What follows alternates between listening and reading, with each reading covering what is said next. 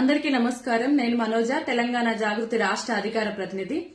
ఏదైతే నిన్న కవితక్క గారు తెలంగాణ జాగృతి ఆధ్వర్యంలో తెలంగాణ ఉద్యమకారుల ఆత్మగౌరవ సభ అని నిర్వహించిండ్రో దాని మీద బీఆర్ఎస్ సోషల్ మీడియా చేస్తున్న విష ప్రచారాన్ని తీవ్రంగా ఖండిస్తున్నాం. ఈ రోజు తెలంగాణ ప్రజలకి కొన్ని వాస్తవాలు కొంతమంది గురించి చెప్పడానికి వచ్చిన. ఎప్పుడు కూడా మేము వ్యక్తిగత విమర్శలు చేయడం ఓన్లీ సబ్జెక్ట్ బేస్డ్ గా మాత్రమే మాట్లాడతాము. కానీ ఈ రోజు కొంతమంది పనిగట్టుకుని కవితక్క గారిని వ్యక్తిగత దూషణలు చేస్తున్నారు, విష ప్రచారం చేస్తున్నారు. కాబట్టి కొన్ని విషయాలు ప్రజలకు తెలియాలి అని చెప్పొచ్చిన. ఈరోజు కొనతం దిలీప్ రెడ్డి అని digital media, BRS digital media చూస్తారు. ఆయన ఏదైతే కవితక్క గారి గురించి తన సోషల్ మీడియాలో పెట్టిన దాని గురించి వివరించడానికి వచ్చిన ఒక ఆయన ఎవరో వీరేందర్ అనే ఆవేశ స్టార్ అని అన్నాడు. నిజంగానే కరెక్టే. ఎవరో ఉద్యమకారులం కదా, మీకు ఎవరో అనే అంటారు. ఎందుకంటే బీఆర్ఎస్ పార్టీ మీరు ఉద్యమకారులను మర్చిపోయి చాలా ఏండ్లైంది కదా, మీకు మేము గుర్తుండం. కాబట్టి ఉద్యమకారులు మీకు ఎవరో అన్నట్టే కనిపిస్తుంది. మా కడుపు కోత కదా, మేం కదా ఆ రోజు కేసీఆర్ గారితో నిలబడి కొట్లాడి తెలంగాణ రాష్ట్రాన్ని సాధించుకున్న తెలంగాణ రాష్ట్రంలో అదే ఉద్యమకారులకి అన్యాయం జరుగుతుంది అని మాకు గదా కడుపుకోతున్నది, మాకు గదా ఆవేదన ఉన్నది. తెచ్చుకున్న తెలంగాణలో మాకు ఏమీ న్యాయం జరగలేదు అని బాధ మాకు గదా. కాబట్టి మేము మాట్లాడే మాటలు మేము ఆవేశం స్టార్ల లాగానే కనిపిస్తాం. కడుపుకోత మాది కదా, మీలాంటి వాళ్ళకి ఎందుకుంటది, మీకు అన్ని వచ్చి చేరినాయి కదా. పొడ్డొచ్చి పిల్లనెక్కిరిచ్చినట్టుంది అన్నారు. మిమ్మల్ని చూస్తే గురివింద గింజ సామెత మాకు గుర్తొస్తుంది. గుడ్డిగా రామన్న మిమ్మల్ని నమ్మి బీఆర్ఎస్ సోషల్ మీడియా మీ చేతిలో పెట్టిండు. మీరేం చేసిండ్రు? కనీసం రోజుకు ఒక వీడియో కూడా ఇవ్వకుండా, కనీసం ఒక కంటెంట్ కూడా రిలీజ్ చేయకుండా బీఆర్ఎస్ సోషల్ మీడియాని భ్రష్టు పట్టించింది మీరే కదా. గుమ్మడికాయల దొంగ ఎవరంటే మీరెందుకు భుజాలు తరుముకుంటున్నారు? మేము నిన్న పెట్టిన సభ ఉద్యమకారుల ఆత్మగౌరవ సభ. ఏదైతే 10 సంవత్సరాల మీ పాలనలో ఉద్యమకారుల గొంతు నొక్కేయబడ్డది కదా, మమ్మల్ని మాట్లాడనివ్వలేదు కదా. ఈ రోజు కవితక్క గారు ఉద్యమకారులు మాట్లాడడానికి, వాళ్ళ గోడు చెప్పుకోవడానికి, వాళ్ళ ఆవేదన, వాళ్ళ బాధ పంచుకోవడానికి ఒక వేదికను కల్పించిర్రు. చాలా మంది చాలా విషయాలు మాట్లాడతారు. వాళ్ళకి బాధ ఉంది కాబట్టి ఒకరు తిడతారు, ఒకరు ఎక్కిరిస్తారు, ఒకరు ఏడుస్తారు. ఎంతో మంది ఎన్నో మాటలు మాట్లాడతారు.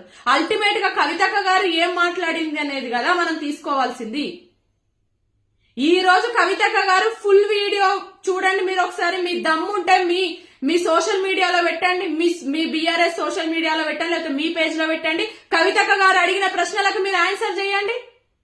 సభ ద్వారా కవితక్క గారు కూడా కోదండ రామ్ గారినే ప్రశ్నించిండ్రు, రేవంత్ రెడ్డి గారినే ప్రశ్నించిండ్రు, ఆకులూరి మురళి గారినే ప్రశ్నించిండ్రు. మీరెందుకు మరి గుమ్మడికాయలు దొంగ ఎవరంటే మింగలని భుజాలు తరుముకుంటున్నారు?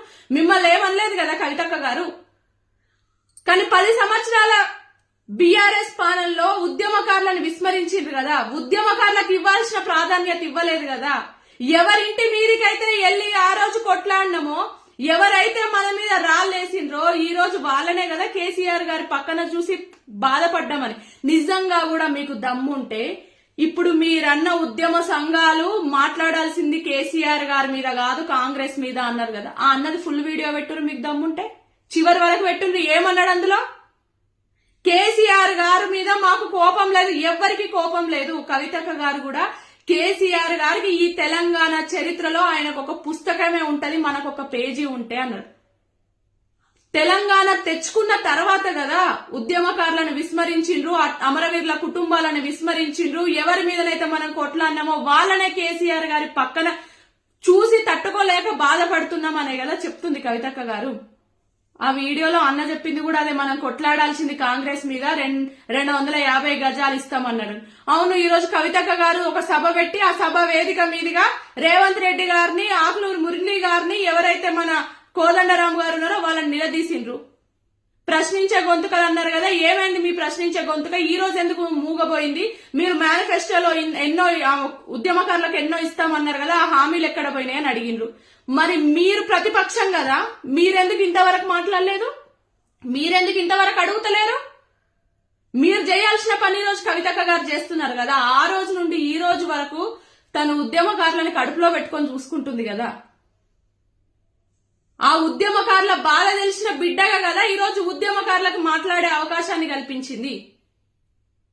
మీరిప్పుడు ఆమె మీద ఎందుకు విష ప్రచారం చేస్తున్నారు? ఈ రోజు మీరు ఇంకొక మాట మాట్లాడిండ్రు.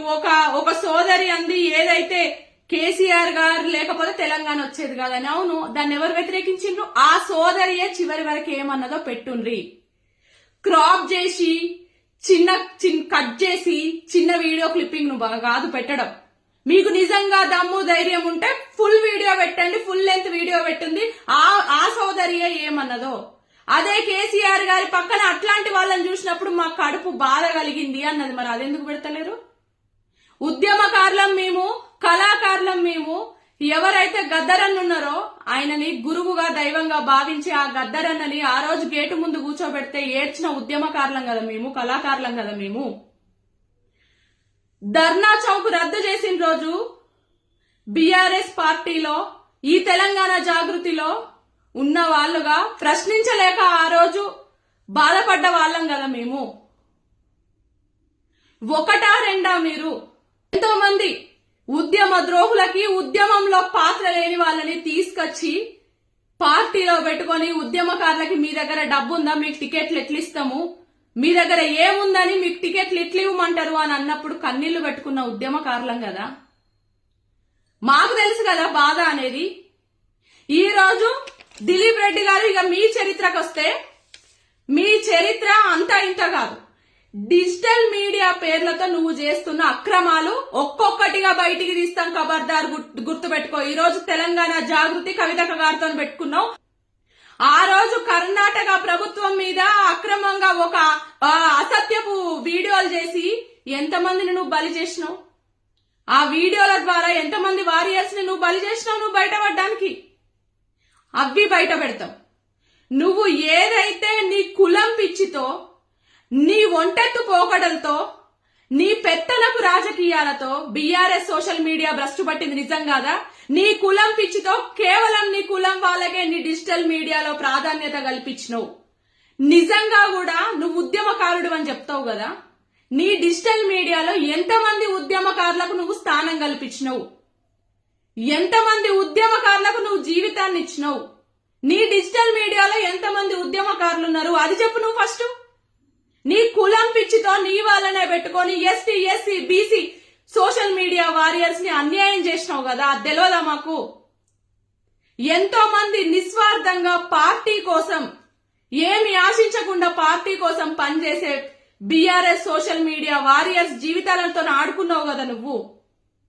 నీ చరిత్ర ఎవరికి తెలియదు అనుకొని మాట్లాడుతున్నావు ఈ రోజు. నువ్వు ఉద్యమకారుడివి అని చెప్తావో, అదే ఉద్యమ సమయంలో ట్యాంక్ బండి మీద కేసీఆర్ గారి గురించి, టీఆర్ఎస్ పార్టీ గురించి ఎంత నీచంగా మాట్లాడినావో మర్చిపోయినావా?